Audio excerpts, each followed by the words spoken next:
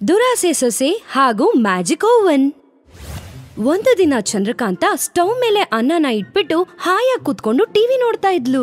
ಆ ಗುಂಗಲ್ಲಿ ಅನ್ನ ಸೀದೋಗ್ತಾ ಇರೋ ವಾಸನೆನೆ ಗಮನಿಸ್ಲಿಲ್ಲ.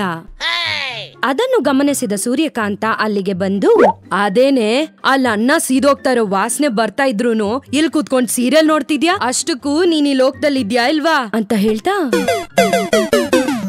ಮೈ ಮರ್ತು ಸೀರಿಯಲ್ ನೋಡ್ತಾ ಇದ್ದ ಚಂದ್ರಕಾಂತನ ಕದಲ್ಸಿದ್ರು. ಹಿರಿ ಅತ್ತೆಮ್ಮ, ಈ ಸೀರಿಯಲ್ ತುಂಬಾ ಇಂಟ್ರೆಸ್ಟಿಂಗ್ ಆಗಿದೆ.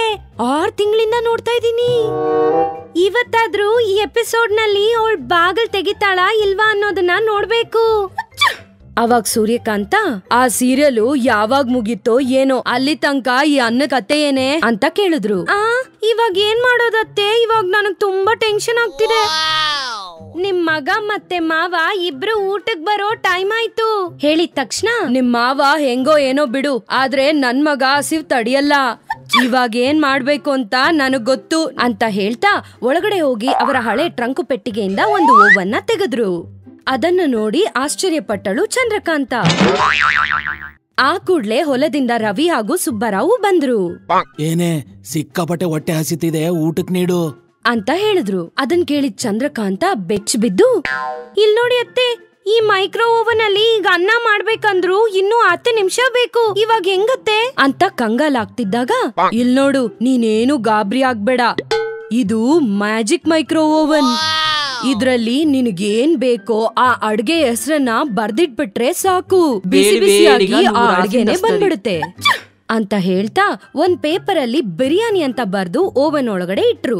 ಆ ಓವನ್ ತೆಗ್ದಿದ ತಕ್ಷಣನೇ ಬಿಸಿ ಬಿಸಿಯಾದ ರೈಸ್ ರೆಡಿ ಆಗಿತ್ತು.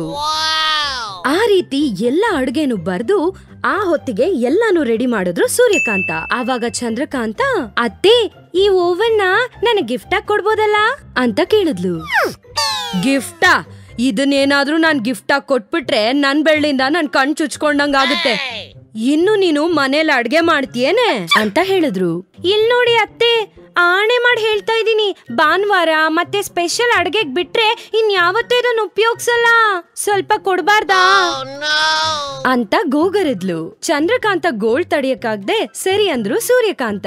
ಮೊದ್ಲು ವಾರಕ್ಕೊಂದಿನ ಉಪಯೋಗಿಸ್ತಾ ಇದ್ದಿದ್ದ ಆ ಓವನ್ನ ಹೋಗ್ತಾ ಹೋಗ್ತಾ ದಿನ ಉಪಯೋಗಿಸಕ್ ಶುರು ಮಾಡಿದ್ಲು ಚಂದ್ರಕಾಂತ. ಒಂದು ದಿನ ಸಂಜೆ ಎಷ್ಟೊತ್ತಾದ್ರೂ ಅನ್ನ ಮಾಡದೆ ಇರೋದನ್ನ ನೋಡಿ ಸೂರ್ಯಕಾಂತ ಬಂದು ಕೇಳಿದ್ರು, ಏನೇ ಹೊತ್ತು ಮುಳ್ಗಿ ಕತ್ಲಾಗ್ತಾ ಬಂತು, ಇನ್ನೂ ಅನ್ನ ಬೇಯಕ್ಕಾಕಿಲ್ಲ ಹೇಳೋವಾಗ ತುಂಬಾ ರಿಲ್ಯಾಕ್ಸ್ ಆಗಿ ಕೂತಿದ್ದ ಚಂದ್ರಕಾಂತ, ಹೇ ಮಾಡ್ಬೋದು ಬಿಡಿ ಅತ್ತೆ, ಆ ಮ್ಯಾಜಿಕ್ ಮೈಕ್ರೋ ಓವನ್ ಅಲ್ಲಿ ಒಂದ್ ಚೀಟಿ ಬರ್ದಿಟ್ರೆ ಸಾಕು, ನಮಗ್ ಬೇಕಾಗಿರೋ ಅಡ್ಗೆ ಎಲ್ಲ ಬಿಸಿ ಬಿಸಿಯಾಗಿ ಬರುತ್ತಲ್ವಾ, ಇನ್ನೇನ್ ಬೇಕು, ಯಾಕೆ ಟೆನ್ಷನ್ ತಗೊಂತೀರಾ ಅದನ್ ಕೇಳಿಸ್ಕೊಂಡಿದ್ ಸೂರ್ಯಕಾಂತ, ನಿನ್ಗಿವಾಗ ಅರ್ಥ ಆಗಲ್ಲ ಬಿಡು ಅಂತ ಹೇಳಿ ಹೋದ್ರು. ಎಲ್ಲರೂ ಊಟಕ್ಕೆ ಕೂತ್ಕೊಂಡಿದ್ಮೇಲೆ ಚಂದ್ರಕಾಂತ ಒಂದು ಚೀಟಿಯಲ್ಲಿ ಹೈದ್ರಾಬಾದಿ ಬಿರಿಯಾನಿ ಅಂತ ಬರ್ದು ಆ ಓವನ್ ಒಳಗಡೆ ಇಟ್ಲು. ಆದ್ರೆ ಆ ಓವನ್ ಇಂದ ಏನು ಬಂದಿಲ್ಲ. ಅಷ್ಟ್ರಲ್ಲಿ ಚಂದ್ರಕಾಂತ ಗಂಡ ರವಿ, ಇಲ್ಲಿ ಕೂತ್ಕೊಂಡು 10 ನಿಮಿಷ ಆಯ್ತು, ಇವತ್ತೇನ್ ಊಟಕ್ಕೆ ಬಡಿಸ್ತೀಯೋ ಇಲ್ವೋ ಅಂತ ಕಿರ್ಚ್ಕೊಂಡ. ಅದನ್ನ ಕೇಳಿಸ್ಕೊಂಡು ಚಂದ್ರಕಾಂತ ಕಂಗಾಲಾಗ್ತಿರುವಾಗ ಸೂರ್ಯಕಾಂತ ನಗ್ತಾ ಇದ್ರು. ಏನು ಓವನ್ ಕೆಲ್ಸ ಮಾಡ್ತಿಲ್ವಾ? ಅದೇ ಕೆಲ್ಸ ಮಾಡುತ್ತೆ. ಬೆಳಗ್ಗೆ ಮಾಡಿರೋ ಅನ್ನ ಇನ್ನೂ ಇಷ್ಟು ಮಿಕ್ಕಿದೆ, ಅದು ಪೂರ್ತಿ ಖಾಲಿ ಆದ್ಮೇಲೆ ಬೇರೆ ಅನ್ನ ಕೊಡೋದಿದು. ಅದನ್ನು ಏನಾದ್ರೂ ಬಿಸಾಕ್ದೆ ಅನ್ಕೋ, ಅಷ್ಟೇ ನಿನ್ ಕತೆ, ಅಳ್ಸೋಗಿರೋದ್ ಬಿಟ್ರೆ ಇನ್ನೇನು ಕೊಡಲ್ಲ ಅಂತ ಇರೋ ನಿಜನ ಹೇಳಿದ್ರು. ಅದನ್ನ ಕೇಳಿಸ್ಕೊಂಡಿದ್ ಚಂದ್ರಕಾಂತಾಳಿಗೆ ಅತ್ತೆ ಮೇಲೆ ತುಂಬಾನೇ ಕೋಪ ಬಂತು. ಏನು ಮಾಡಕ್ಕಾಗ್ದೆ ಗಬಗಬ ಅಂತ ಮಿಕ್ಕಿದ ಅನ್ನನೆಲ್ಲ ತಿನ್ಲು. ಆವಾಗ ಆ ಮೈಕ್ರೋ ಓವನ್ ಇಂದ ಹೈದ್ರಾಬಾದ್ ದಮ್ ಬಿರಿಯಾನಿ ಬಂತು. ಬಿಸಿಯಾಗಿ ಬಾಯಲ್ಲಿ ನೀರ್ ತರಿಸೋ ಬಿರಿಯಾನಿ ಕಣ್ಣು ಮುಂದೆ ಇದ್ರು ಚಂದ್ರಕಾಂತ ಕೈಯಲ್ಲಿ ತಿನ್ನಕ್ಕಾಗಿಲ್ಲ ಪಾಪ. ಮರುದಿನದಿಂದ ಚಂದ್ರಕಾಂತ ಆ ಮೈಕ್ರೋ ಓವನ್ ಮಾಡಿದ ಅಡ್ಗೆಗಳನ್ನೆಲ್ಲ ಉಳಿಸ್ದೆ ತಿಂದು ಅಡ್ಗೆ ಮಾಡೋದನ್ನೇ ಬಿಟ್ಬಿಟ್ಲು.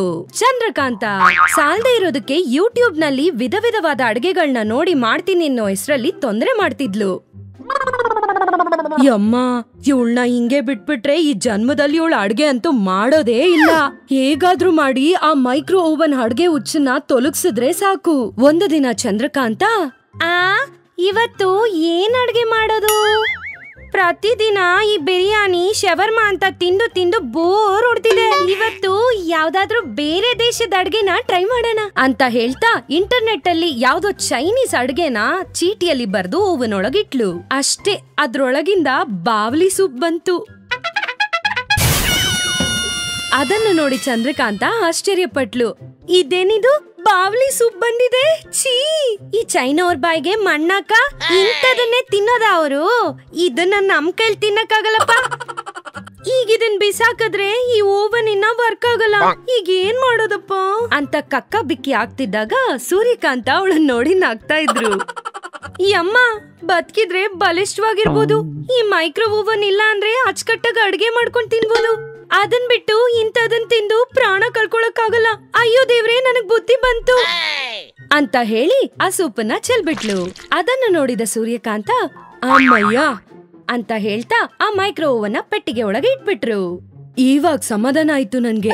ಇನ್ನೊಂದು ಸಲ ಈ ಸುಪ್ನಾತಿ ಸುಬ್ಬಿ ಮೇಲೆ ಕೆಳಗೆ ಎಗರಾಡಿದ್ರೆ ಆ ಮಂಚದ ಮೇಲೆ ಕೂರ್ಸಿ ಸ್ಟ್ರೈಟ್ ಆಗಿ ಚೈನ್ ಆಗಿ ಕಳಿಸ್ಬಿಡ್ಬೇಕು ಇವಳನ್ನ. ಆವಾಗ ಗೊತ್ತಾಗುತ್ತೆ ಇವಳ್ಗೆ ಅಂತ ಅನ್ಕೊಂಡ್ರು.